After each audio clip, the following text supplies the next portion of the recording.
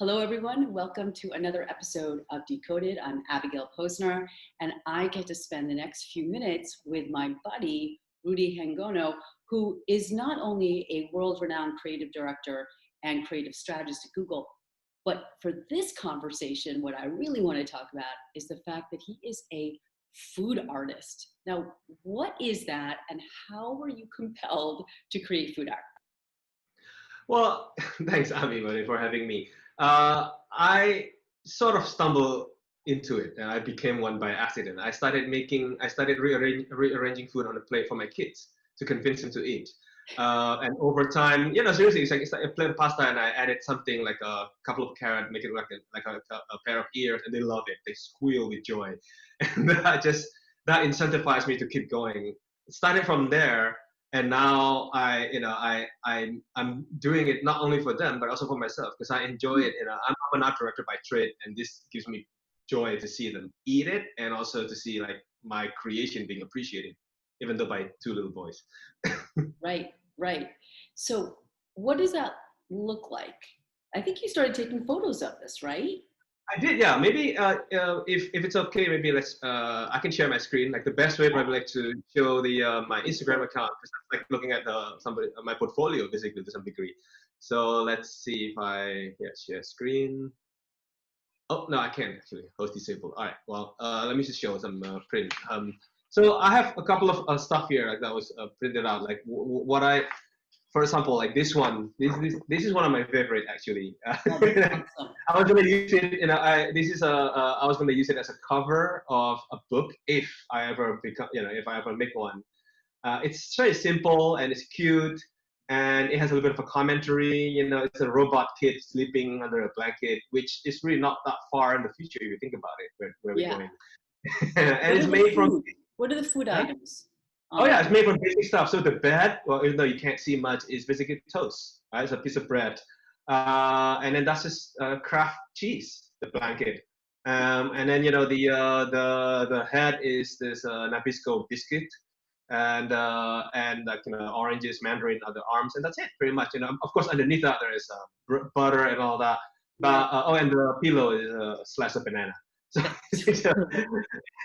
so I love stuff like that where I'm not trying to reinvent the material too much, but I like to think of it as like I see other potentials in that slice of bread and in that slice of cheese, in that whatever. When you package it together, it becomes something else. Right, right. So your Papa, when the title is Papa Makes Breakfast, right? Mm-hmm. Your Papa. So is there a message that you want to share when you share these pictures? Like, why share the photos? Initially, to be honest, it's vanity. It's just like why people post stuff on social media. But what I along the way, some people commented on it. Some other parents actually copied it and they created their own version and then they share it back. And I really like that. I like to think that by doing this, and if you look at my my stuff, most of the time I use very basic ingredients, like always bread, cheese, fruit, and it's. I like to think that I show the world or other parents that look, you can do a lot with what you have in your kitchen if you allow yourself to be silly and be creative, like a little kid basically. Back when you were a kid, nothing is ever wrong, right? You can do whatever you want with your toys. It's kind of like that, allow yourself, like this is the permission for you to be incorrect, I guess. Yeah. To be creative. But also make something beautiful and edible, right? And edible, yeah. Right, because they'll want to eat it. So what is the most surprising comment you've gotten around your food art? The most surprising comment, I would say, the most surprising and the most complimentary is from another parent, a mother actually. By the way, I have to address this quickly. I don't want to.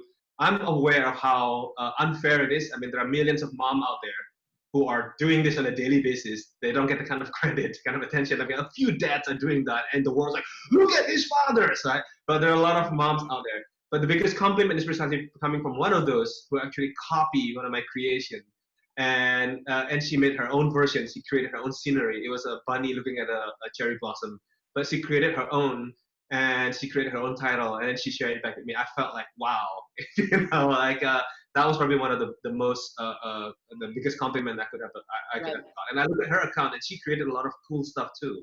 So I feel like, wow, this is very cool. Yeah. So you inspired not just your kids to eat, but you inspired other parents to see the opportunity, the artistic opportunity in the food in front of them, and how to make their kids excited and happy too. That's a great, Yes, yeah, great gift. that's one thing. And I also believe that, even if you do that for your kids, but also you do that for yourself, right? It's like why people have hobbies to some degree. It's like, uh, um, I believe, I have no evidence of it, but I believe that when if you do this and you enjoy it, it just makes you happier. There's an outlet for you. I mean, for me, I'm speaking from my own experience. Like, I was an art director in advertising for many years. This is the purest form of creativity I ever had. No clients, no constraint, Well, your right? kids are your clients. Well, yeah, the kids are my client, but I don't care about their opinion. I'm just channeling basically, and Yeah. that's very satisfying. Sure, sure. So, in essence, what you're saying is everybody has an opportunity in front of them to be creative I and think so. find your way. Find your I way. think so, and you're the one who've been saying this a lot, right? And this, like everyone is a creative Yeah. at heart. You just have to find that and channel it.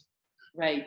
And if you can do it in ways that inspire other people, or at least get your kids to eat, which is no Right. easy feat, right?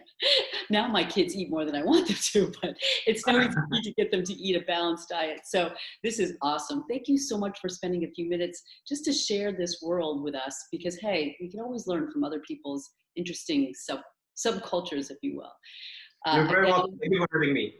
oh no, again, thank you so much, Rudi, and look forward to the next episode of Decoded. Bye, everyone.